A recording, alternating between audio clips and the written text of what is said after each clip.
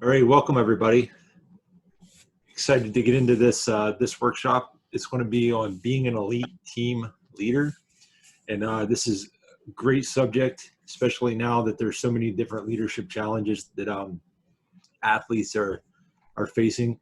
It's hard enough to be a leader when you can be there with your team, but to do it remotely and face these challenges and still prepare for the upcoming season or deal with the fallout of losing a season. These are all incredible leadership challenges that hopefully we can talk about today and help equip you leaders that are out there to be better leaders on your team. All right, so how this will go is go through this agenda. I'll give a quick overview of what a team leader is. There's a lot of different models out there. This is a way, not the only way, but it'll give us a good place to start to have a discussion. From there, we're going to focus in on two key parts, and that's leading by example and making your teammates better. So there's a lot we could talk about, but we're going to focus on those 2 points to have a good, brief conversation and discussion that you can take something home with you and apply today. So our panel will go through each of those 2 categories and talk about some things that's worked for them in the past or work for them now. And we'll close out with some questions and answers to ask that you athletes can ask for our panel. So the first thing we'll outline is what a leader is. This is, again, a way is not the only way. And so with that, there's these key competencies that really help leaders understand what they have to do. The first is to be a fierce competitor. This is in the context of sports. So we need leaders that are going to be competitive and take and make the team better. Additionally, you need a deep focus. There are so many distractions out there that leaders that can focus and get their team to focus are incredibly valuable. So applying focus as a leader is money right now. All right, being a good teammate, you have to lead by example and do all the things right, but you also have to be a good teammate and make your teammates better. And that's one of the key things we'll focus in on today. Toughness is absolutely critical, and it goes into resiliency and a bunch of other things, but mentally and physically tough leaders are needed. That's what helps get a team to the next level. Emotional intelligence is key to help work with others. You are a part of a team. Even individual sports are part of teams, and they have to work with others, and emotions are highly contagious. So if you're having a bad day, your bad day can lead to others. If you're having a good day, that positivity can affect others. Self-discipline, especially right now, the discipline to do what is needed to improve and get better, it's needed from our leaders to model that example for others. Resiliency, a lot of people got knocked down this past week. Being social distancing, all these things are making it difficult, but taking it and moving it forward, that sign of resiliency, having that mindset that you can move on, is absolutely critical right now.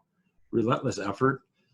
It's easy to be a leader when things are going right, but you need to effort all the time, being relentless, always pushing forward, in season, out of season, during competition, out of competition, being relentless in effort all the time, not just when it's convenient.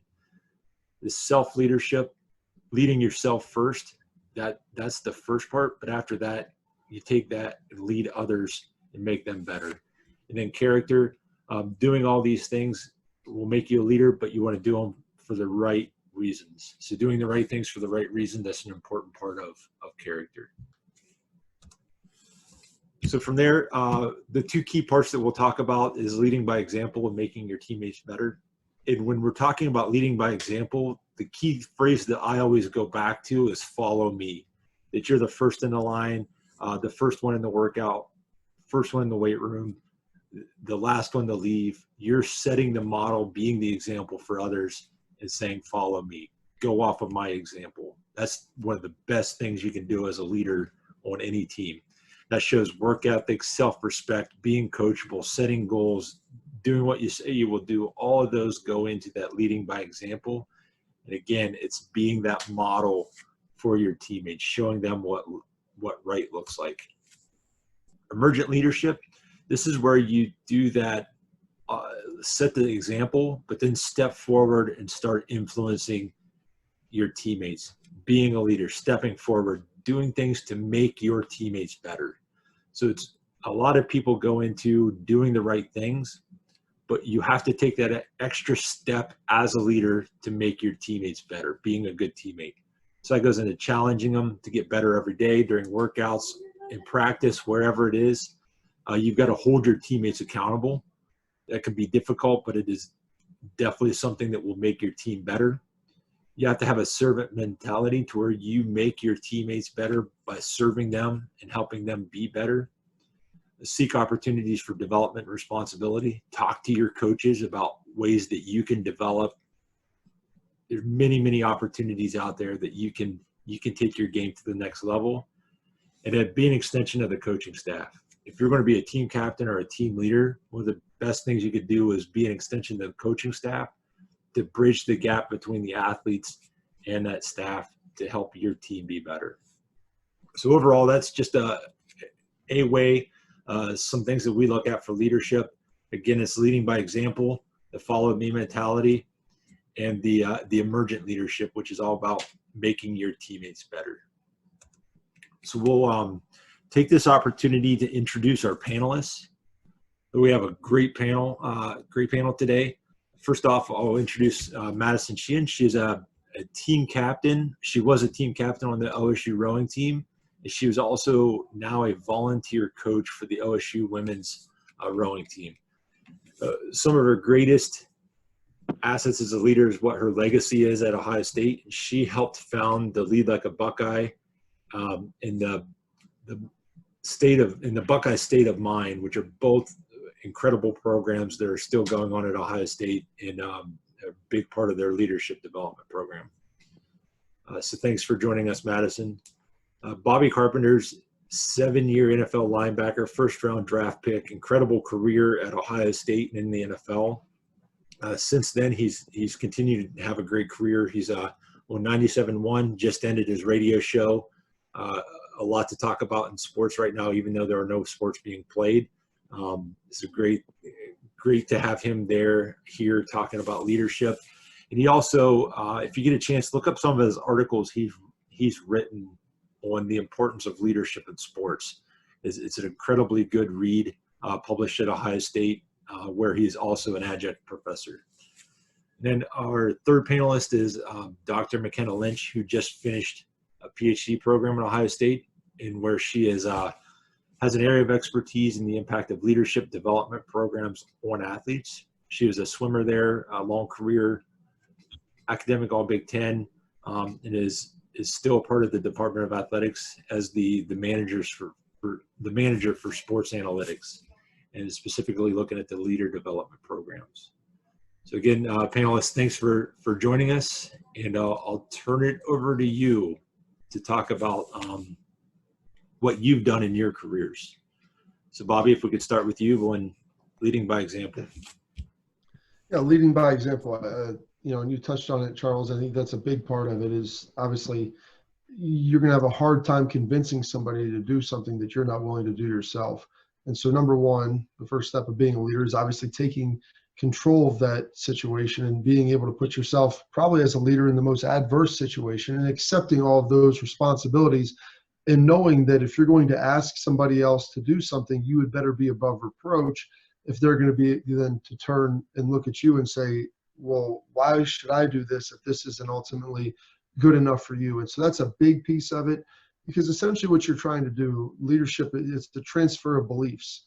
And you have to convince somebody through your actions, your words, and your deeds that what I'm doing is going to be best for the whole group, and you need to follow and do what I do as I do. And so you better be doing the right things. And like I said, so you have to have that alignment between the actions and the deeds. And so leading by example means whatever the most difficult situation is, whatever the most difficult task is, the leader should be the person that steps up there and takes control of that first and said, this is what I'm going to do. And now everybody else can start working off this. So I'm going to do what's the most difficult. And if you continually do that, other people will then begin to fall in line, and they'll begin to want to share that burden. Because if you continually take it off of their plates, they'll realize the importance of it and the importance of doing these difficult and very tough things. And so leading by example means always taking the stuff that's hard, always making sure that you're looking in the mirror for criticism, out the window for blame, and distributing all of that. And when you do that, you endear yourself to your teammates. You're able to transfer that belief system to the rest of your team. And so they'll begin to absorb it because they'll see that it works. And especially early on when success isn't coming, is to stay positive with all of that and to make sure that, hey, I'm doing what I'm supposed to do, and I'm going to try to help everybody do what their job is. And it's not being critical always, and that there is a time for critiquing, but it's not necessarily being critical, but it's trying to get them on the program, get them on the plan and say, hey, how can I help you better do your job? And you get to the servant leadership piece, but you lead by example, and then you say, how can I help you better do your job? And in turn, when you do that, you'll begin to see those results, and they'll begin to manifest themselves with changing the entire culture of the team. Thanks, Bobby. Makena, can you pick that up? Absolutely. So kind of building off what Bobby was saying, I think one of the main things there is being the person that others would want to look up to, right? So people want to follow someone that they look up to and who does the right thing all the time. So in order to get there, leading by example is one of the key ways to do that. So really making sure that you embody the values that your program has set. So whether that's if you have core values set, if you don't, making sure that you live by your own values and being someone that you yourself would want to look up to. I think is a key way in order to be able to lead by example. And I think part of that is really just taking initiative, right? So if you see something, I was a swimmer, so I'm using the example, if you're getting ready for practice and the lane lines aren't in the pool yet, you have to be that person that says, hey guys, let's go make sure we put these in the water. Not waiting for somebody else to step up and do that, but being the first person to do that and taking that initiative and making sure that you're the person that everybody else is following is a great way to start leading by example.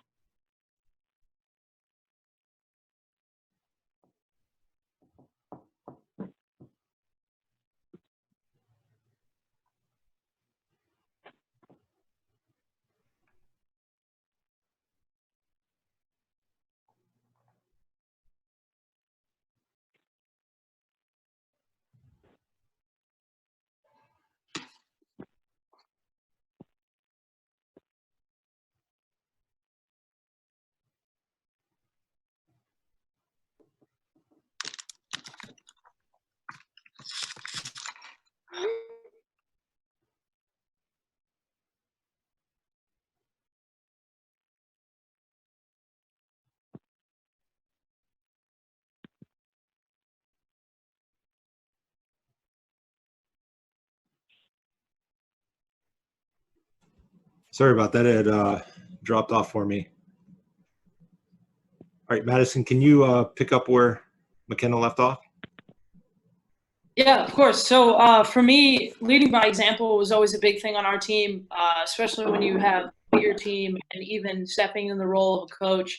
The best thing that we could always do on our team was to be a good teammate, and that meant you were doing the work, you were doing the things that were really hard to do, but you were stepping up and able to do those things, whether that was you were the first person in the weight room or you're the first person at practice in the morning and you were the last person to leave. You made sure the locker room was picked up. And you walked out the door and made sure all your teammates had everything that they needed. Leading from the front was always a big thing for me. If I was willing to do the work, then other people would be willing to do the work. I'm a strong believer that you can't ask your team to do something that you're not willing to do. So being able to step up and lead from the front and be kind of the first person that shows that work ethic and that drive that is needed to be able to step up and lead elite teams, I think is really important from the start.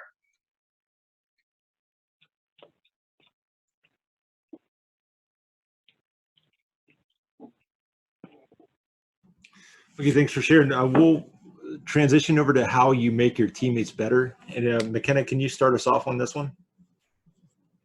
Absolutely. So one of the key ways that I have found to be really effective in making your teammates better is finding out how each individual person wants to be communicated with, right? So some people might be motivated by someone who yells at them, where others might prefer a one-on-one conversation. So if you know that somebody might shut down if you're yelling at them or if you're talking to them in front of other people, making sure you pull them aside and having that conversation to give some constructive feedback on the side where it may not be in front of everybody. Where if somebody's motivated by, being called out in front of others, I think that's something that they could tell you, and then you can then act in that specific manner. But really making sure that you communicate in a way that not only that you would want to be communicated in, but in a way that others prefer as well. So everybody has some different personality styles and communication styles and things like that. So making sure you really treat people in the way that they would want to be treated, and that will help them to receive feedback better in order to want to grow on their own. So really tailoring it to the individual person, and don't be afraid to provide that constructive feedback, and make sure it enhances them and their performance and your relationship as well. Okay, great. Madison? I think for us, the biggest thing of making your teammates better was being able to hold your teammates accountable. We had built a culture of holding your teammates accountable and holding each other accountable. And so the best way for me to make my teammates better was to show up, to do the work, and know that they could count on me for me to do my job. And if they could count on me for me to do my job, I was able to count on them to do theirs. If you're able to stay in your lane, do what you're supposed to do, the workouts, when they get really hard, you can lean on your teammates. And if you're up front, you're leading them, and they know that they can always go to you to be able to help them get the work done, do what needs to be done, and get the job done. At the end of the day, that was always important on our team, just knowing that not only could they hold me accountable as a team leader if I stepped out of my lane, but I also was able to hold them accountable as well to be able to get the work done that needed to be done for us to win championships. Right. Yeah. Nice. Bobby, can you keep going with that? Yeah, and then kind of dovetail a little bit off what Makena said at the beginning. I think it comes down to kind of two pieces of that, where it's the relationship aspect and then clear expectations. And so when you have a great relationship with people, and that great relationship doesn't necessarily always mean you're great friends, but it means you know the person, you know how they want to be coached, you know how they want to be talked to, you know how they want to be treated, and then they also know that you're investing in them. And so when you're constantly trying to help someone at practice, for example, when they're struggling a little bit, when you assist them, they're going to feel like they have your best interest in mind.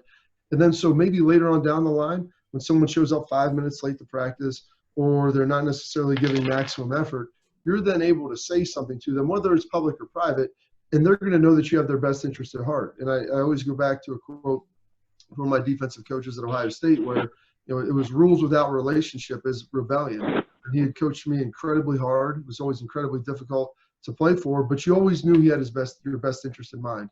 And he set that up early on. And so when you felt that compassion, you felt the desire and their ability to try to sculpt you, improve you, there's days when you're out of practice where it's going to be hard and you need to be pushed a little bit more. And whether that's coming from a coach, whether that's coming from a teammate, you have that prior relationship. You have that expectation. You understand exactly what they're trying to do.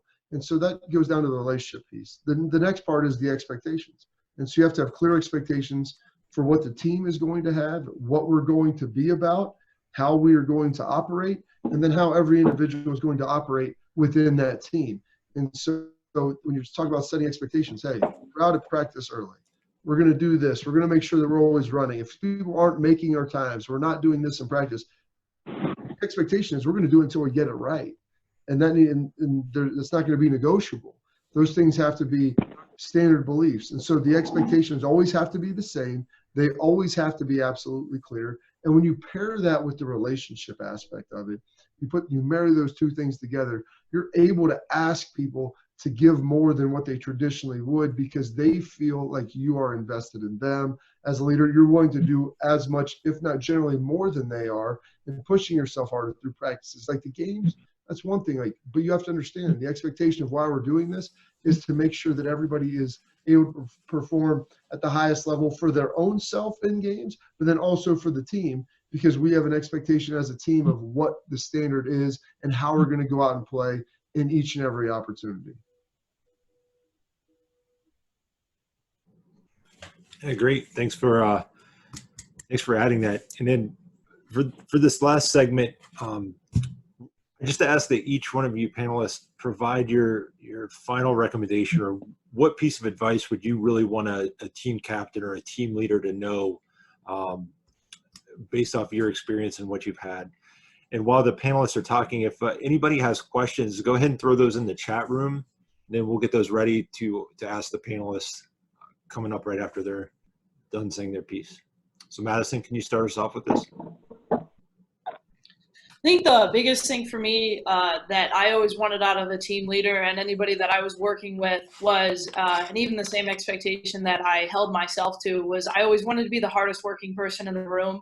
I might not have always been the best athlete. I was not the most talented, but if I could be the hardest working person in the room, then my teammates would follow me. And even when I sat down with my team this year and we had a conversation of what, as a coach, I expected of them, that was the first thing I said. If you can give me maximum effort, if you can lead by example through your work ethic, I want to be around you and I want to work with you, and I'll do everything I can to make you the best athlete you can be. And so as a team leader, I think that's one of the most important things that you can do, is to be the hardest working person in the room and to always give your best. And in turn, that'll allow you to hold your teammates accountable for also withholding that standard. And that all around allows everyone to be a good teammate. If you're working as hard as you can, you're doing your job, you're leading from the front, at the end of the day, you're going to be a good teammate. And like I said, like our culture at OSU Rowing has always been be a good teammate. And so if you're able to withhold yourself to that, then you're doing your job, you're doing what's right, you're leading by example, just like the base principle of what leadership is. Thanks, and Bobby. So to kind of, to follow up on that, go back to, two guys who've been very influential in my life. Coach Tressel at Ohio State. We talked about, things that you can do that do not take talent. No talent at all. And, we would make a list of those every year. We'd break it out by position groups. And so each position group would present, 2 or 3 things. And there were some things that were duplicative in certain areas, but that took no talent. And so that created that expectation there of everybody can do this stuff, not just players that are great or incredibly talented or someone who had been playing for a long time. It didn't matter whether you're a freshman, whether you're a senior, whether you played for 1 year, 4 years, 5 years, starter, whatever it may have been, those things didn't matter. Everybody could do these lists. And now, from showing up on time, providing maximum effort, being a good teammate, from, making sure that you were helping people that needed the help, in appropriate times or whatever it was. You created this list. And so you would do that. And so everybody would look at this. And as the leaders, those things have to be boxes checked every single day. Leading is not a some of the time thing. It's an all the time thing. And it's easy to lead when things are going well and you're winning, or when practice is easy. It's much harder to do that in the critical times. And so that's when your resolve begins to be tested. And so that's when you have to really understand what is important to me and what are the expectations that I have. Do I want to make sure our team is a hardworking team that finishes games? Well, then I need to make sure that I'm a hardworking player that finishes practice, and that no one's going to sit there and look when we put the film on afterwards and say, hey, I know that we've been practicing for 2 hours right now, and it's 95 degrees and it's incredibly hot and this is really difficult, and you're somebody that preaches we need to finish and we need to make sure that we push through so we're in great shape, and then you're the person that's not doing that. And so you have to understand those expectations, the things that don't take talent, things that everybody can do, and those are boxes that need to be checked off each and every day. And then the next part that I think is critical, and it goes back to the relationships, is just knowing your teammates. Not everybody's going to be great friends, but on the best teams that I've been a part of, we all had good relationships. Everybody, there was no hidden agendas in the locker room. Everybody knew where they stood with everyone. And it wasn't like you said, you were best friends. There were guys that didn't like each other. That's going to be the reality, especially on large teams when you have diverse groups of individuals, but everybody was at least shared some respect. And especially on some of the championship teams that I'm around on, because guys could challenge somebody else when they needed to, even if they didn't like them and they knew it wasn't from a place of animosity or disdain. It was just simply the fact that they weren't being held accountable, and that was due to the fact that they knew their teammates. And so I first got signed in New England. A quick little anecdote about it. I get signed in New England, played for the New England Patriots, and lots been made about Tom Brady. He's going to Tampa. He played in New England for 20 years, and it's inarguable at this point that he's been the greatest quarterback and the greatest winner of all time in the NFL. And, you could argue in all of sport. What he did was, day one, when I get signed there, I'm a guy that plays linebacker. I'm not imperative to my position contributing to anything of what he directly has to do, outside of our team ultimately winning games. But I'm not going to be involved with him throughout the entirety of the year. If he comes up day one, Bobby, nice to meet you. Tom Brady, I've heard a lot about you from some mutual friends.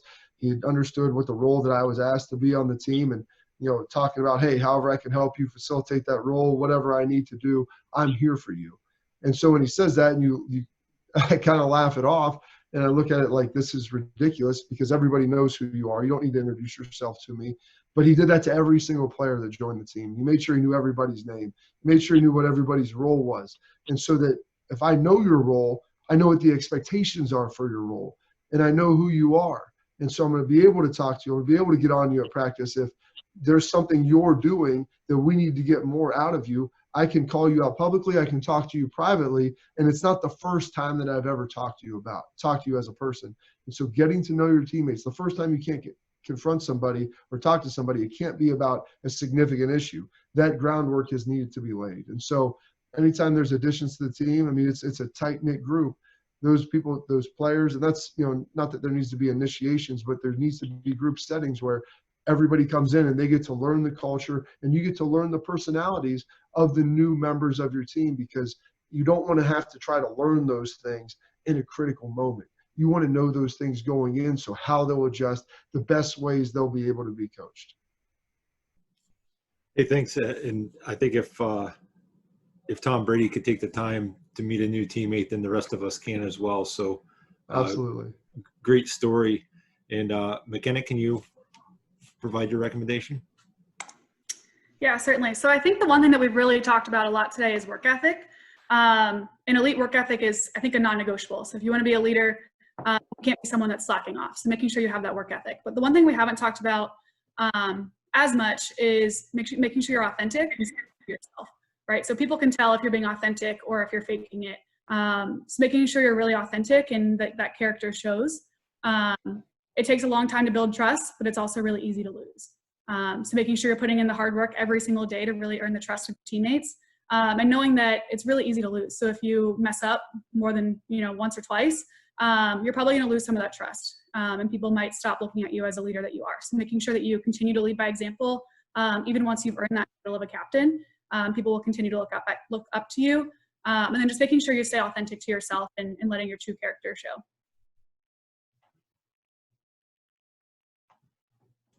Great. Excellent point. That's actually one of the questions that have been posed is, if you've made poor choices in the past, how can you repair that reputation you've had and build back credibility so that you can emerge as a leader? As one of the things that these athletes face is that they've been in a program for multiple years. So how do you recover from your previous reputation to step forward as a leader? I'll jump in on that, because that's a great question, because, I believe people can change. You make decisions in your life, and it takes some time, and it can be hard. And you can have a sterling reputation, and that can all be undone in a matter of one poor decision at an inopportune time. And you could be someone that's made really poor decisions for a long time, but you want to change. But the only way that happens is through time and consistency of effort. It's not like you want to make some declaration where, hey, I'm going to be a different person now. I'm going to be someone that shows up on time, gives maximum effort, is someone who wants to try to disperse as much optimism and disperse as much credit as I can to my teammates. That you have to do that. And the first day you do it, your teammates are going to look at you and they're going to roll their eyes. And that can't be discouraging, because that's the pattern of behavior that you've displayed for a long time. And if you didn't get into that situation overnight, you have to understand that you're not going to get out of it overnight. And so it may take a week, 2 weeks, 3 weeks, 4 weeks before all of a sudden your teammates begin to look at you in a little different light and say, this is no longer the same person that we thought we knew. And I played with a number of guys like that, to where their freshman year, their sophomore year, they were screw-offs. They showed up late. They were never on time. They failed drug tests. They were always doing all the wrong things. They messed stuff up in practice. And the reason they messed it up is because you knew they didn't study. And then all of a sudden, they started showing up on time. And then they started working really hard in practice. And they didn't just do that for a day. They did it for a couple of days. And then it was a week. And then it was a month. And then all of a sudden, their play began to amplify. And then you began to change that respect for them. And so I always say, the longer it took you to get into something, the longer it took you to get out of it. It's not impossible, but it has to be a consistent effort every day, because people will be waiting for you to revert back to what you've always been. And so especially if you're going to be a leader, like you have to do all of those things first and do them in silence and not ever come out and be judgmental of anyone else, given the history that you have. And one day you'll begin to see that thing flip and turn, but it takes a little bit of time. Yeah, I 100% agree with everything Bobby just said. I think that's spot on if you've been in a situation for a long time. Kind of the other side of that, so if you've been a leader and you've been someone who's well respected, but you made a mistake, right, and you can see that respect starting to slip, I think the most important thing you could do is really take accountability for your actions, right? So saying, I know I messed up, here's how I plan to fix it, and then making sure you continue to exhibit those same behaviors that you did prior to making that mistake. That will probably help you earn even more trust than you had from the start. So taking accountability from your actions and continuing to do the right thing over and over again and making sure you show up.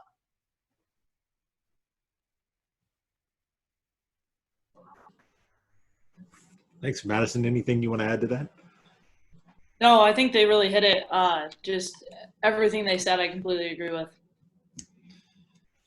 Good. And I think the one thing from my days in the Army, the thing we always said is if you find yourself in a hole, stop digging, quit making it worse so that you can actually start climbing your way out of it. So if you've made mistakes in the past, it's never too late to start fixing that, but you have to start today and it can't happen tomorrow. Another good question that goes along those same lines is maybe you are a leader that's doing everything the right way, but how do you engage in your teammates, your peers that aren't doing the right things? So how do you have those crucial conversations, those hard conversations to get your teammates to elevate their game? I think it all goes back to that relationship piece.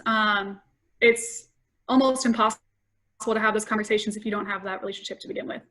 People might look at you and say, I don't trust this person, or why is the first conversation that we're having them telling me I'm doing things wrong, right? So if you can build that relationship and build that trust before you even get to that point, I think that's probably the best thing that you can do. So making sure you start from day one, right? Like Tom Brady did. He made sure he had those conversations so that he could then approach them later on and give feedback on if they weren't doing the right thing. So making sure you do that from the start will help you whenever you need to deliver that conversation at a later point. Yeah, and I would agree with that of, if you're going to have that difficult conversation, if you've had that relationship built, you're able to kind of use that to your advantage. And if you don't build that relationship with that athlete, did another one of your team leaders build a relationship with them? And can they help you handle the situation? Being able to confront someone directly instead of addressing the whole group is always really helpful too. I always appreciated it when I messed something up and someone came to talk to me personally instead of calling me out in front of the whole group or yelling about something that I might not have actually had control over or whatever it was. But to be able to be one-on-one with an athlete, with a teammate, and just have that conversation of what they did wrong and how you're going to hold them accountable, and then continuing to move forward from there. If they keep messing up, then maybe you need to look at other avenues to help them understand what they're doing wrong. But from the start, having that conversation and being able to be one-on-one with them, letting them know they're not meeting team expectations and that you're going to hold them accountable to meet those expectations. Yeah, and to echo a little bit of what Madison just said, like, I always recommend doing it in private at first. I mean, nobody wants to be publicly humiliated, especially when they've never been talked about it, because sometimes, I mean, this is honestly, depending on how young people are, I mean, and new to the team, and depending on the culture that they grew up or the teams that they came from before, they might not even actually realize that what they're doing isn't really acceptable behavior based upon what it's been expected of them before. And so it's always important, I think, to have a private conversation to then clearly explain those expectations. And then sometimes in the future, if things need to be addressed publicly and there's no better time to do it, then you have to do it then. But always make sure that you go, because there are times now where there are people that have been allowed and almost endorsed to act a certain way their entire life, and they've never been held accountable for it. And so that's happened so many times that they may have forgotten or not even truly realized that what they're doing is inappropriate. So talking to them privately, I would always recommend first, and pursue that avenue as long as you can, especially if you see incremental change, as opposed to ever calling anyone out publicly initially. I think there is a time for that, but that's further down the road. Great comments. And one thing that I would add to this is that there is a right way to give that feedback. And it starts with pulling yourself into the conversation, addressing it in a timely fashion, and then talking about the specific behavior and the impact it has on the team. The more specific about the behavior, the better off you can be in that conversation. And then always close it out with a probing question to figure out why. Because a lot of times we're distracted. We have things going on that lead to that bad performance. And you never know if it's the situation or the person or what's going on. So it's always good to ask those probing questions to figure out what it is. Which is a good segue to the next question, which is about what does a team leader do if they disagree with something that coach is doing? So how do you handle that scenario as a leader on a team?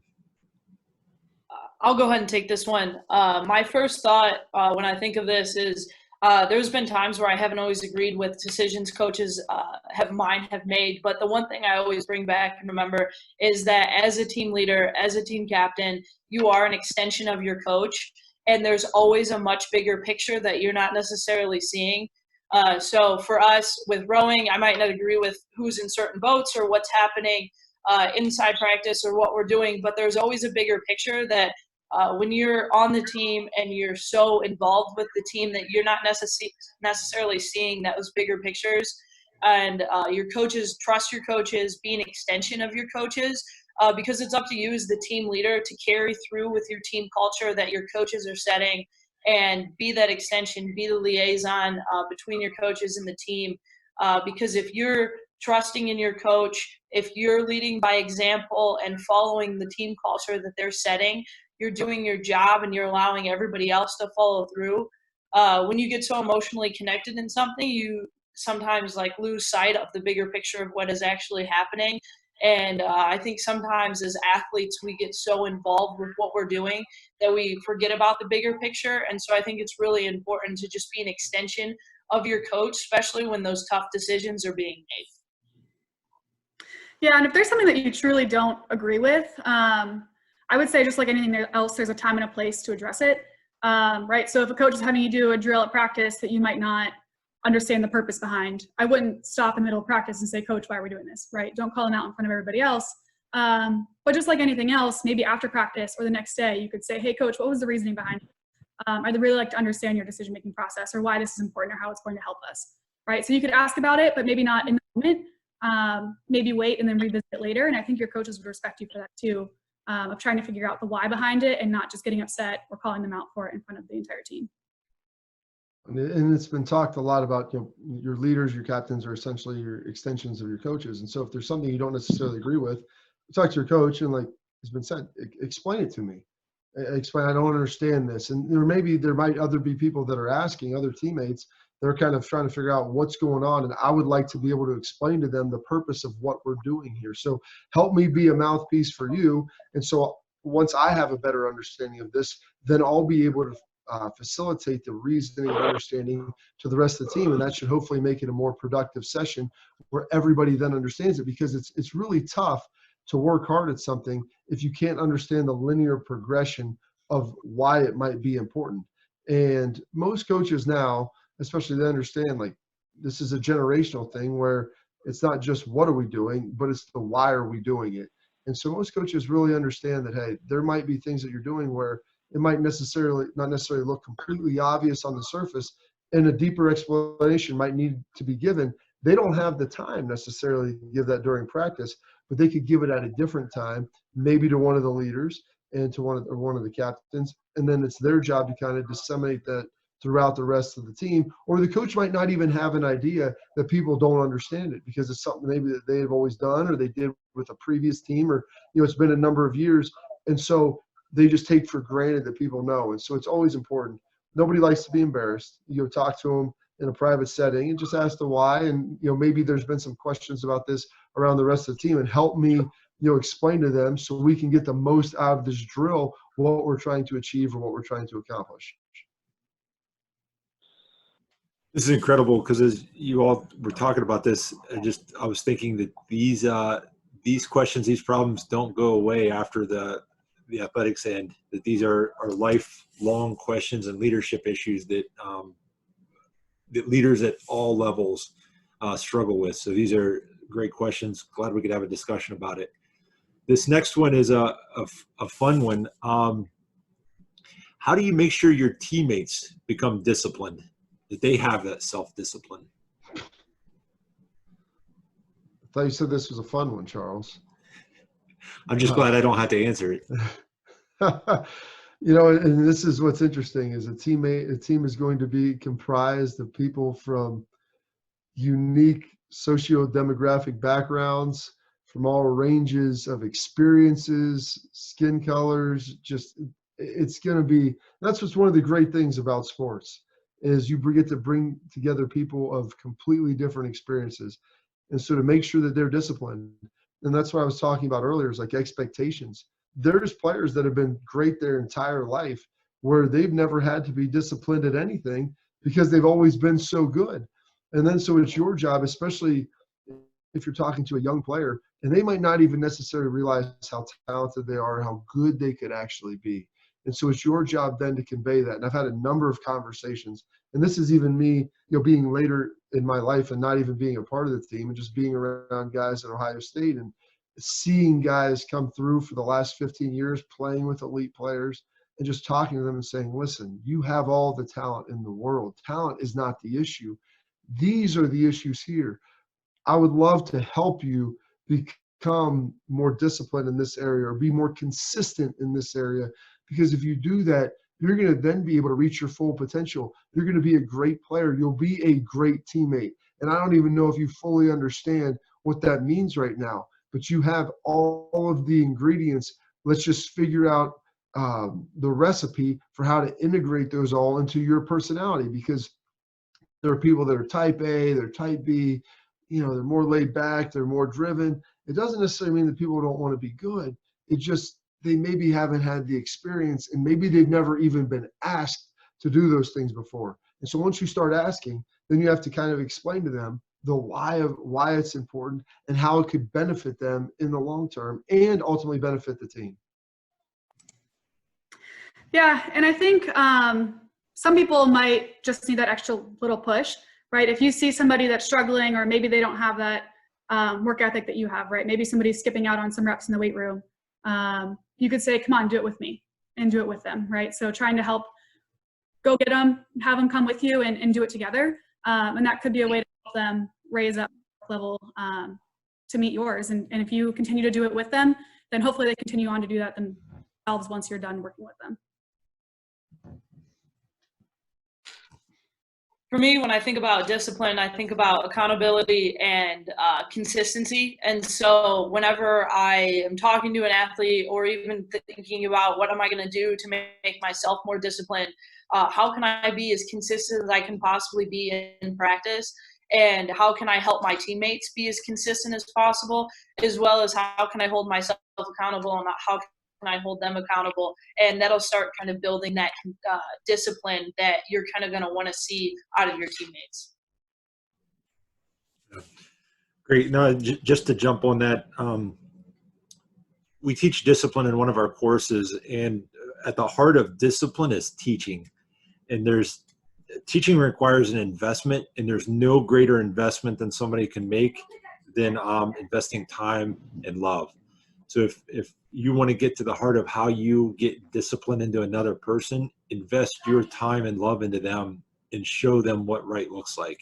With that follow me mentality, making them better, it's hard not to follow somebody that's putting their time and energy into you.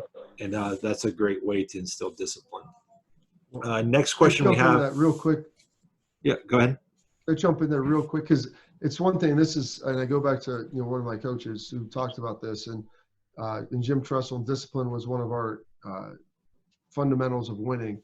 And the root word of discipline is disciple, which is ultimately to follow, and means to follow. And so, just like Charles said, I think that that's incredibly important.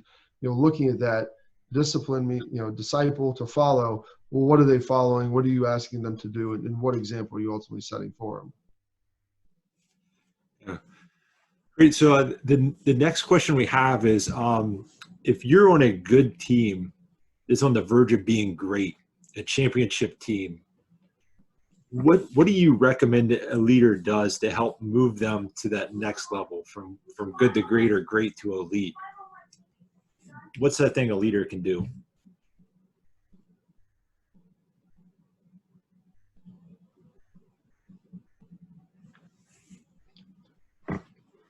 As a leader, I think one of the best things that you can do when your team is in this position of on the verge of being elite or being great, I think it's kind of always comes back to that consistency and leading by example and leading from the front. In order to win championships, in order to be elite, you have to be able to do the things that other teams, other athletes, other leaders aren't willing to do. You need to be willing to step up and lead from the front. You need to be able to get through the hard workouts and do the things that are really hard. You need to support your teammates. You need to be there for them. And like one thing that I always come back to when things get really hard is when your teammates need you the most is when you need to be your very best. When you're kind of on that verge of going from good to great or good to elite, that's when your teammates need you the most, and that's when you need to be your very best, and everyone else will follow. Yeah, my coach has always said, when you think you're doing enough, do one more. So if we're doing 25, what if our rival's also doing 25? So we're going to do 26. So trying to put in that one little extra bit, whatever it is, whatever you're doing, take it one step farther. One more rep, one more set, whatever you can do, take it one step farther to really try to solidify yourself as going as far as you can in order to achieve that goal. And, I think it's also important to realize like you're on the verge of being great. You've had a lot of success. Well, what's been the one thing that's been keeping you from that? And a lot of times that's going to be different for each and every team. And so you have to ask yourself that difficult question, why haven't we had this success before? Is it conditioning? Is it execution late in games? Is it mental lapses here? Do we start slow? Like what is our biggest hindrance? And then communicating that, because it goes back to the expectations of communicating and having everybody understand, okay, we're going to do this now because we're really close to being there. And for us to get the rest of the way, we have to solve this problem. And this has been the main thing that's been holding us back. And like I said, it's going to be different for each and every team, but we're going to find a way to solve this problem. And it may be kind of a unique solution. And so that it may be something that is kind of weird or maybe different than is normally done. But I've been, on teammates that didn't handle, end of game situations really well. And so we would always condition towards the end of practice and then go out and do one more simulation or one more period where, okay, now we're going to simulate end of game situation. We're really tired. We've had penalties. We've had mental errors at this point in time. And some of that may be due to conditioning. And so you've got to put yourself in the same mindset, in the same frame of mind to where you're fatigued now. This is what's on the line. This is the situation. You have to be able to think clearly, even though you're fatigued. And this is why we're doing a little bit more. And so that the understanding is there. We figured out the why we're not good. Now we got to figure out how we're going to be able to change that. And everybody needs to understand those two things.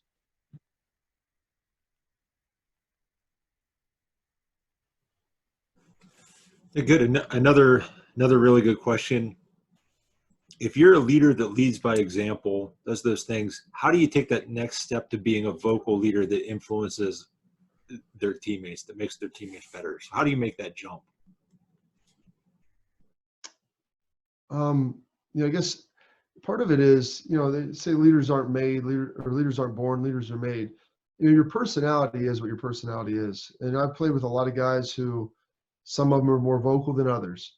And if you're someone that is more introverted and isn't as vocal, you're never going to be the person who's going to be talking all the time because it's just inauthentic. It's not who you are. And people will notice that and they'll understand it. And it won't seem natural at all. And so some people necessarily, that's just really not them. And so you have to get more bang for your buck. If you don't talk a lot, when you speak, it needs to be highly impactful and it needs to be very targeted. And I've been around players who talk all the time and they say a lot of things and they're highly emotional and they're very engaged and they're great people. They're people persons. And so that when you have that be the case, then they're a little more natural in that role of being vocal. That doesn't necessarily mean one's better than the other. If you're a person that just doesn't talk a lot, and you're not somebody that feels real comfortable doing it, it's tough. You got to get out of your comfort zone somewhat, but you're never going to go all the way from 0 to 100. You have to figure out what works for you and then try to pick those best spots to be able to make statements or be able to say things that are going to be highly targeted and impactful. Yeah, kind of going off of that, I think what it really comes down to is staying true to yourself. So I'm a very introverted person. I was a team captain, even though I wasn't a vocal leader, right? So making sure that when you speak, others listen, and when you do speak, it's something that's really impactful and important and valuable. You don't have to be the person that's, you know, cheering and screaming on the sidelines, as long as you're showing that you're still engaged and still supporting your teammates in a different way. So making sure that whatever you do is authentic to yourself, and like Bobby said, your true character, they're going to find out. They'll know if it's not authentic. So making sure you stay true to who you are as a person. And if you're not someone who's very vocal and doesn't like to yell, then don't. Now, obviously, there's a time and a place where you might have to do that, but the followers will then know that that's something that's really important to you, right? So making sure you stay true to yourself, I think, is the key there.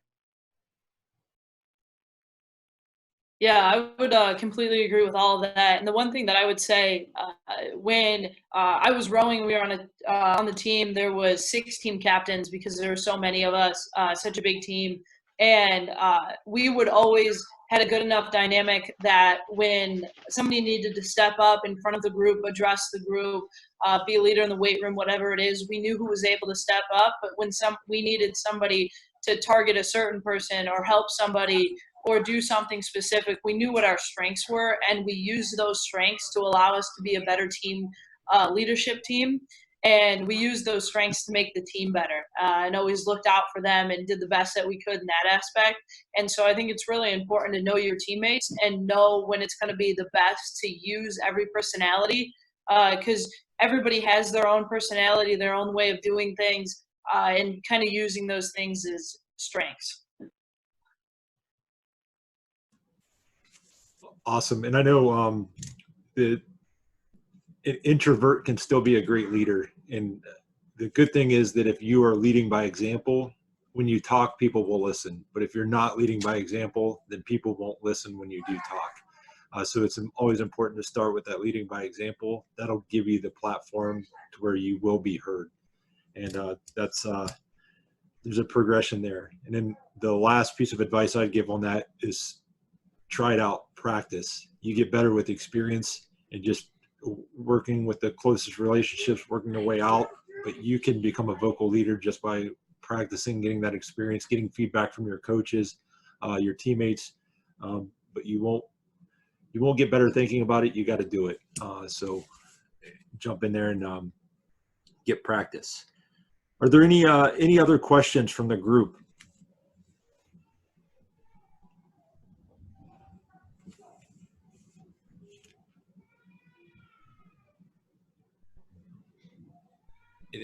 While people are thinking about that, if there are any final comments from the panel, we'll wrap that up here in a few minutes. I guess probably one last thing. I mean, leading is hard. Like, it requires you to be the best version of yourself every day. And whether, you know, like it was Makena or Madison or Charles said, like, not everybody's loud. Not everybody is going to be the most boisterous person. Like, you just have to understand who you are, but you have to be the best version of that every day. And if you do that, people will eventually follow you, because with whether you talk every day or you talk once a week, if your actions don't align with what you're saying, nobody's going to listen anyway. And so to me, leadership, if I looked at people like, hey, that person won today, they were as good as they could possibly be. And there's going to be days where the best you can possibly be is an 8 out of 10, because it's just impossible to be your best every day. There's times you're sick, there's times you're tired, and people will see that. But if your teammates always see you pushing through to be the best you can possibly be and trying to make sure that you're extracting every ounce of value out of yourself, then they'll begin to follow that, because that's something that inspires people, whether you're someone that's highly vocal or not. Yeah, and I think just like anything else, leadership takes practice, right? So you probably weren't really good at your sport your very first time ever playing it. And that's probably the case with leadership too, right? So you're not going to be perfect your very first attempt, but realizing that day by day you can get better as a leader, and making sure you continue to work on it. So as much as you practice your sport, you also have to practice being a leader. And I think Charles mentioned it earlier, it's something that really translates even into life after sport, right? So it's not only applicable when you're a high school athlete, a college athlete. Once you graduate and enter the workforce, you have to be a leader there too. So continuing to practice it now and continuing to build upon that will set you up for success later on in life too. I think for me, the biggest thing is to always remember, as a leader, it's okay to make mistakes. You're not going to do everything right the first time, and that's okay. Just like Makena and Bobby said, it's just like practicing your sport for the first time. Like, this is a process, and it's an ever-growing and ever-learning process. But if you can always remember, be a good teammate, to always be your best when your teammates need you most, you're going to be able to be a successful leader. And I remember we had a coach, a lifting coach, that always told us, whatever you are, be 100% of that. And so always give your best, always be the hardest working person in the room, and you're going to be successful even if you make mistakes along the way. Great comments to close us out. And leadership does take practice. The reason we're presenting this is that we want to offer as much leadership development opportunity as possible, especially for athletes. So we developed the app to help leaders grow daily. And so you can download it free. Your whole team can be on it. Your coaches can be on it. It's just a free resource for leaders, up-and-coming leaders that are trying to get better.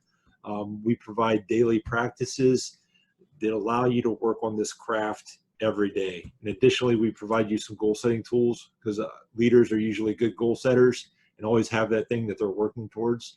So we give you a good platform to help implement goal setting with you and your teams. But if you have any questions, please feel free to email me. We're on Instagram, Twitter. You can follow us on that. And just like to close out with a special thanks to the panel. Incredible job laying out your lessons learned in leadership. And I know I've got 3 pages of notes, things that I learned in this. So just incredible opportunity for these athletes to get better at what they're trying to do. So thank you for that. And again, contact us if you have any questions. But we'll end the meeting now. Thanks, everybody. Thanks, Charles. Thanks.